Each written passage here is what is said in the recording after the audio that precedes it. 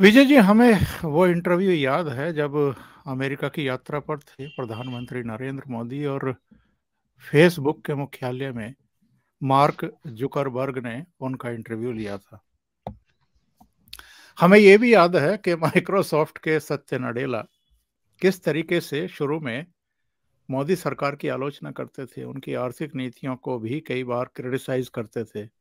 हालांकि सुंदर पिचाई वो हमेशा न्यूट्रल ही रहे और जब भी भारत आए हैं तो प्रधानमंत्री से और जो संबंधित मंत्री हैं उनसे भी उनकी मुलाकातें होती रही हैं।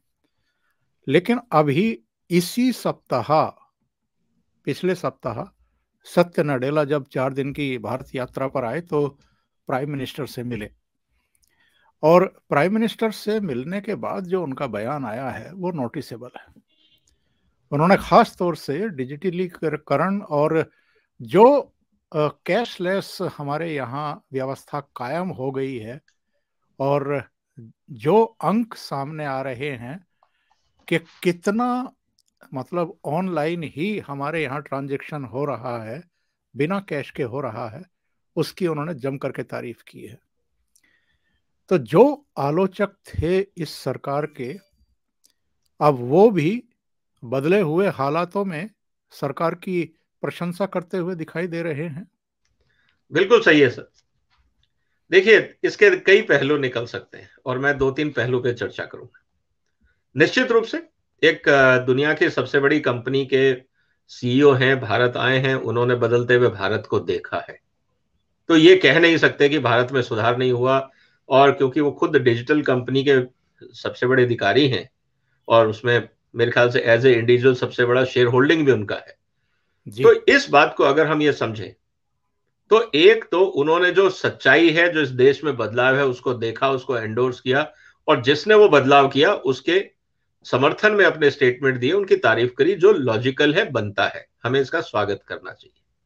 दूसरा, कोई भी बड़ा इंटरनेशनल लीडर, चाहे वो बिजनेस लीडर हो या कोई और हो, वो हमेशा पॉलिटिकली करेक्ट स्टेटमेंट देगा जब वो विजिट पे आएगा।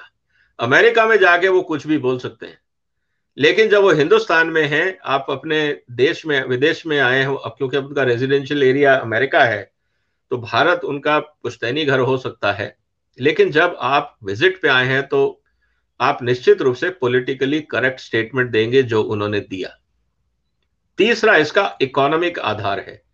अगर आज माइक्रोसॉफ्ट भारत में ये बोल दे कि साहब इंडिया में सब बकवास चल रहा है, ये कोई डिजिटाइजेशन नहीं है, ये सब फालतू काम हो रहा है, मैं एक चुनौती देता हूं सर।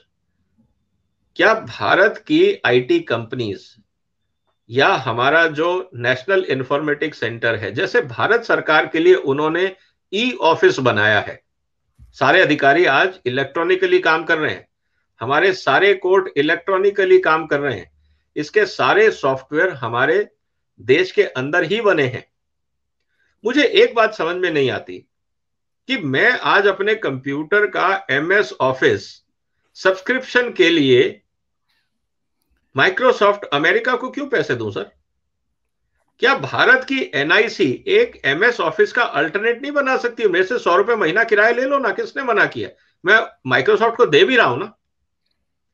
आज हम भारत अपने आप को आईटी सुपर पावर बोलता है, लेकिन एक एमएस ऑफिस का और एक विंडो का अल्टरनेट नहीं बना पाए हम लोग।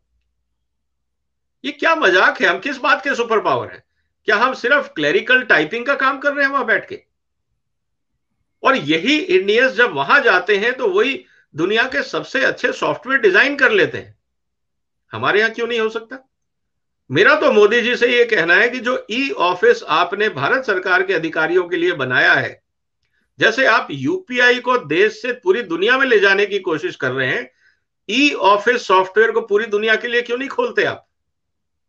आपको रेवेन्यू मिलेगा, आप उसके लिए एक नया सर्वर डेटा सेंटर बना लीजिए ना, लाइक जो माइक्रोसॉफ्ट कर रहा है या गूगल कर रहा है। क्या होगा? आपकी आईटी मिनिस्ट्री को 5-10 हजार करोड़ रुपए लगा के एक सेंटर बनाना होगा, डेटा सेंटर बनाना होगा, हार्डवेयर बनाना होगा, बनाइए। आप अपने ई ऑफिस को दुनिया में क्यों नहीं प्रोपलाइज करते? मैं सब्सक्राइब करूंगा, मेरे साथी करेंगे, आप करेंगे, पूरी दुनिया करेगी। हम अपना पैसा विदेशी को क्यों दें? मैं सीधी सी बात कर रहा हूं। तो मेरा ये कहना है कि इसके बारे में हमें सोचना होगा। और नडेला साहब को यह बात पता है कि जिस तरह से यूपीआई आया, आज मास्टर कार्ड और वीसा की हालत खराब है हिंदुस्तान में, उनके रेवेन्यू डिक्लाइनिंग में है, जो वो रेवेन्यू कमाते थे। इसीलिए ये जो क्रेडिट कार्ड कंपनी है, ये जाके अमेरिका के एडमिनिस्ट्रेशन के आगे रोती हैं कि जब से यूपीआई आया है हमारी दुकानें बंद हो रही हैं। जिस दिन ई ऑफिस एनआईसी, वो ई ऑफिस अगर खराब होता तो भारत सरकार अडॉप्ट नहीं करती। अब वो सिस्टम चल रहा है, लोगों को पसंद आ रहा है, सारे अधिकारी इस्तेमाल कर रहे हैं। क्या उस ऑफिस सिस्टम को एक नए सर्वर पे पब्लिक के लिए ओपन नहीं किया जा सकता, जैसे गूगल करता है या एमएस ऑफिस करता है? क्यों नहीं हम करते? जिस दिन करोगे उस दिन लोग गूगल से भी हटेंगे और माइक्रोसॉफ्ट से भी हटेंगे। हम अपना स्वदेशी सॉफ्टवेयर क्यों नहीं यूज करेंगे? कहने का मतलब यह है कि यह बात सबको समझ आ रही है कि बदलते हुए भारत से बना के रखिए। आप माइक्रोसॉफ्ट हो सकते हैं, लेकिन जिस दिन मोदी साहब ने कहा कि हम अपना ऑफिस लॉन्च कर रहे हैं माइक्रोसॉफ्ट के अंदर, आप समझ लीजिए भारत, अमेरिका या यूरोप अगर कलेक्टिवली छोड़ दीजिए, चाइना तो यूज नहीं करता, उनके अपने सॉफ्टवेयर है। जब चाइना सारे सॉफ्टवेयर अपने बना सकता है और वो किसी भी विदेशी कंपनी को घुसने नहीं दे रहा, ना ऑफिस में, ना फेसबुक में, ना ट्विटर में, ना किसी और में, चाइना ने सारे सॉफ्टवेयर अपने खुद डिजाइन किए हैं। भारत चाइना से बड़ी आईटी सुपर पावर हम कहते हैं, हमारे अपने सॉफ्टवेयर क्यों नहीं? आत्मनिर्भर भारत में क्या सॉफ्टवेयर नहीं चाहिए? हम आत्मनिर्भर भारत एमएस ऑफिस के भरोसे बनाएंगे या गूगल के भरोसे बनाएंगे? मुझे लगता है ये मैसेज नडेला साहब को शायद बैक ऑफ द माइंड होगा, इसलिए वो चाहते हैं कि भारत और भारत की राजनीतिक जो सत्ता है उससे गुड टर्म्स रखें। क्रिटिसाइज किया तो भारी पड़ सकता है।